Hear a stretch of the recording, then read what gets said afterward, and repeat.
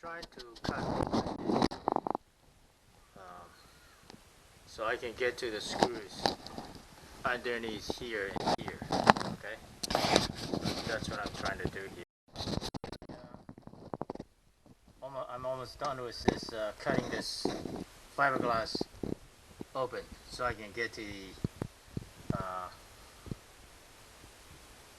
those screws underneath, just like this one. This was open for the light in the front. Alright, so that's what I'm doing right now. So hopefully I'll be able to get it done. Now, okay, I took out and cut out a lot of foams, as you can see, and also this fiberglass piece here, so I can get to this wall area. And now I can see that screws, as well as that screw there, those two screws. Now I can get to the screws underneath it and put my wrench around it so I can remove that stubborn screws there. And so I can put my trolling motor and lock it in there. Okay, so now this is what I'm looking at, as you can see. The foam here. That's how I was able to get it. Similar thing when you need to install your trolling motor in the bow area. Okay. Anyhow, I think it's very good. So what I'm going to do is I'm just going to continue my thing and down this screw and that mount. Okay. Okay, so I bought these screws, which is 1/4 inches and 1.5 inches long. I bought 2 of them from Home Depot. I think it's $1. It's very cheap. I think it is $1.18 for 4 screws with the knot. So it's very cheap. $1.18 for the 4 screws with 4 knots. So I'm going to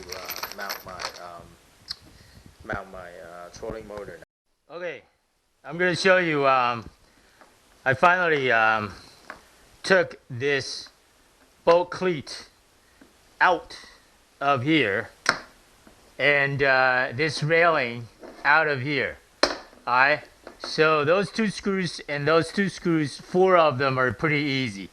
This one, which is the 5th, was easy too, but this one was a beast. This one was a beast.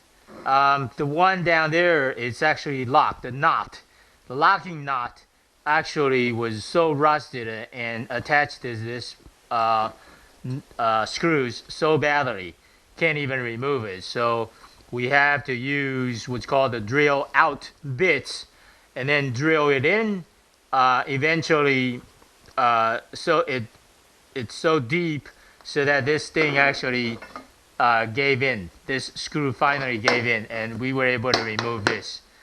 And then this railing. And I still got the other railing in the back, on the left here. So the right railing is out of the way. And then I had to remove this bolt cleat. It was so tough to remove it because there's no excess from the top or the side. So I had to borrow a, what do you call those?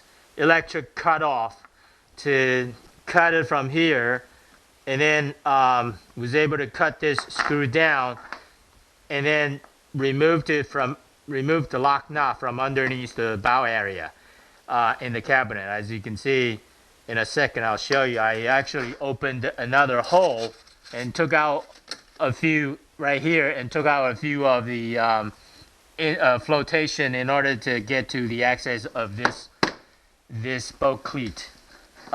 This bolt cleat and this thing here. This one was open for the bolt cleat right here and also the light here. And with my trolling motor mount going in there, I can't have the bow light up here. So I have to get rid of it. And this one is probably stuck too, and this one too. You know, but I'm going to use this. I'm going to use this. I'm not going to remove those two. But this one definitely, this one, third one, that one, and this one, both cleat and that railing definitely have to go. Same as this guy here. You know, in any case, so we cut it down. We cut down this guy here. The screw is here, as you can see. That's a screw here. We cut it off. But this one, we cut it, but I mean the electric cutoff broke. So what I did was I just turned this thing, keep turning this thing, because what's underneath the lock nut was totally stuck. We can't even touch or move that. It wouldn't budge at all. But because I was able to do this, spinning once in a, slowly, and eventually I was able to move this apart from the screw underneath, and the screw just dropped down into the bow area. So that's how I was able to remove this ancient boat cleat. And if I have to put in new cleat, I will. But right now, this is where the my trolling motor mount is going to go. So these are going to garbage right now. How the trolling motor is going to go? It's going to go like this when it's in operation. And this hole is the hole that the trolling motor shaft will go in through this hole here. And it's actually clipped on by this screw here. You know, as you can see, if I open this screw, open this latch, then this trolling motor is going to fall out into the water. Anyhow, so this screw is very important. Anyhow, so this is where I want to mount the trolling motor, because I don't want to mount it in the center. Okay, even though if I mounted it, had I mounted it in the center, I didn't have to remove this boat clit. I didn't have to remove that railing, but I'll show you in a second. When the motor is not in, this is a position when the motor is in use. As you can see, the motor will hang, the shaft will hang through this hole here.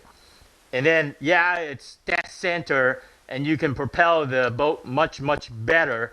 But the problem is, when this motor is not in use, and I have to lift it up and back, and the motor is going to sit over there with its long shaft coming to here, and there is the prop right here. Okay, so what I don't like in mounting the motor in this position is I'm going to have two screws here, two screws here, two screws here, two screws here, and two screws here. You know, it looks pretty solid. But the problem is when the motor is not in operation, it's in the dead center position. And I think the people sitting here and here when the boat is in transit is not going to feel very safe, because as you can see, this motor is going to try to lean back, and this mount is going to lean back, you know, put a lot of pressure on these 10 screws. But if I mount it this way, which is the typical mount that a trolling motor should be mounted at, or would be mounted at, is this way. And as you can see, it's not that center, but the beauty of this is this motor is going to rest like that. Well, let me do something. Well, you know what? Yeah, because right now I didn't pull this thing, so I'm supposed to pull this thing all the way back. Then this way, the motor will sit. I mean, there's less room for the motor to fall versus this one where the motor is going to fall back into the boat and hurt the people inside. But this way, the motor is not going to fall, and if it's going to fall, it's going to fall out of the boat and into the water, and it's not going to hurt nobody. Well, at least the people who sit in the front. You know, that's why I prefer the motor to be mounted, and that's why the manufacturer suggested it too, that the motor should be mounted sideways. In any case, so this is, like I said, this is a big trolling motor, so what I'm going to do is I'm going to mount it sideways. So right now I'm going to put screws through these 10 holes and then lock it up with the nuts. And I, like, you know, I'm supposed to be pushing this out away enough so that the shaft will not touch the bow, the front of the boat. And I think I actually marked a few holes already, but I'm just gonna double check before I start drilling some holes here. But this is essentially what you're looking at. And even though these are setting here, but as I put the motor in here, this is gonna come forward because of the heavy weight of the motor. It's gonna pull this thing forward and then locked it into here so that I can do my fishing. So the trolling motor is going to be in position, and then you know, very nicely. That's where I'm at. I'm going to report back when I finish mounting this trolling motor. It's a motorguide, 70 pounds, big motor, trolling motor. It's a 24 volts, meaning I need 2 deep cycle marine batteries, 12 volts each, to be connected in series, so that I will get the 24 volts in order to propel this big motor. Certainly you can run the motorguide 70 pounds motor on a 12 volt system, but it's not maximizing the power of this trolling motor. So that's where I'm at, and I'm going to report back when I start drilling these holes, and you know, so I'm going to do better measurement and then start drilling holes and mounting the screws. Alright, so I marked 2 holes here, 4, 6, 8, 10, and 12. So right now I'm going to put the screws in and hopefully mount these.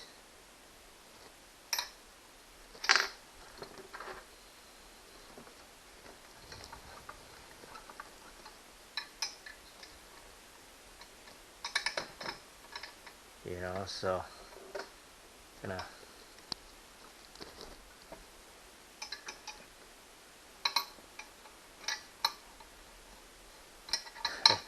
as you can see, they're not easy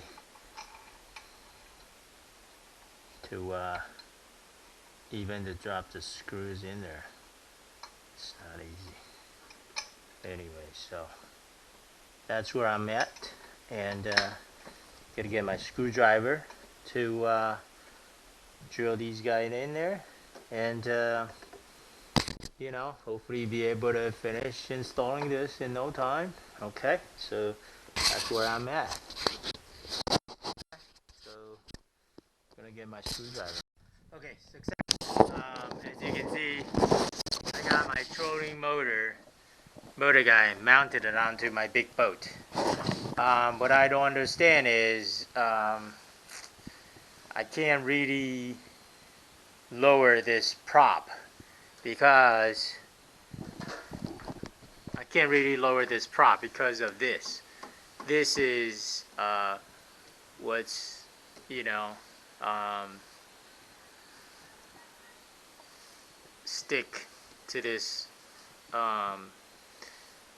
motor mount. So I don't know why I can't loosen this and then have it go all the way up to somewhere like here.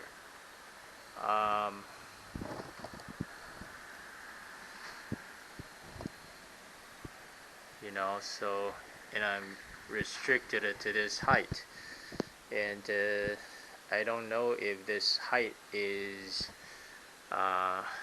deep enough for the water.